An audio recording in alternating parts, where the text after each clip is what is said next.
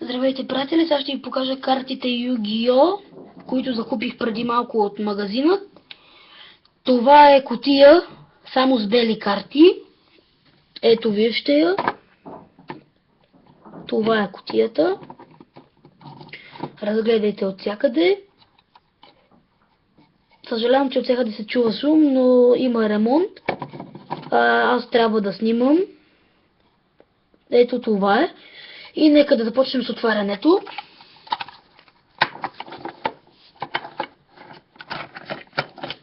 Така. И сега нека да вадим своите Yu-Gi-Oh карти. Ще оставя кутията отзад. И нека да продължим с разглеждането на картите. Ето. Това е първата карта.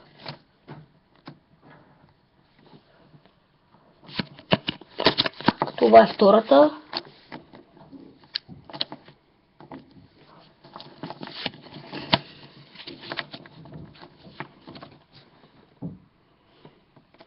Не разбирам от Yu-Gi-Oh карти, просто реших да направя ревю, за да ги разгледате.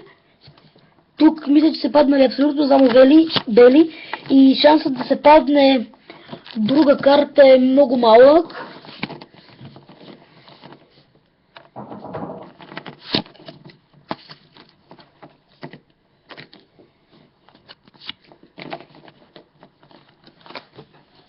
Ето тази карта се повтори.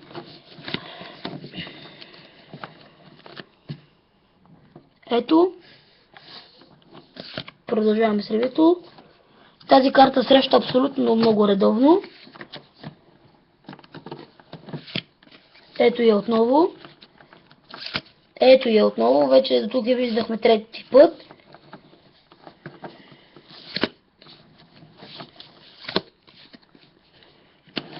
Ето една много хубава карта. Ето и тази е вече за втори път. И това е много добра карта.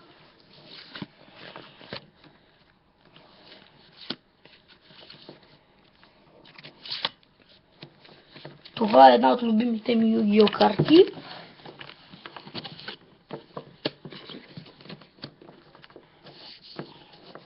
Извинете, че взех две. Ето, стигнахме до тук. Ето и тази карта. Ето следващата карта. Тази вече се вижда, мисля, че за трети път. Също, отново извинете, че взех още една карта. Тази карта се среща за първи път, мисля. И ето картите вече започват да се повтарят. Ето. Това се паднаха. Сега ще ви кажа колко карти са.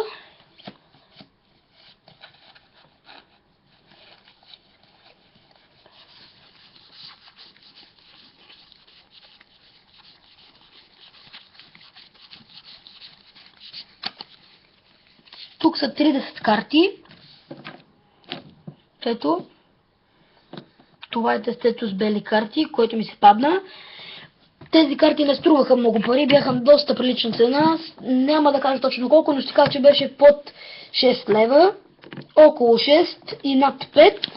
Вие мисля, че горе-долу ще се сетите и цената горе-долу ще разберете колко е било приблизително.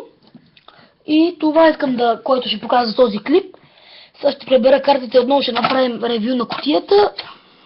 Ето, поставям ги.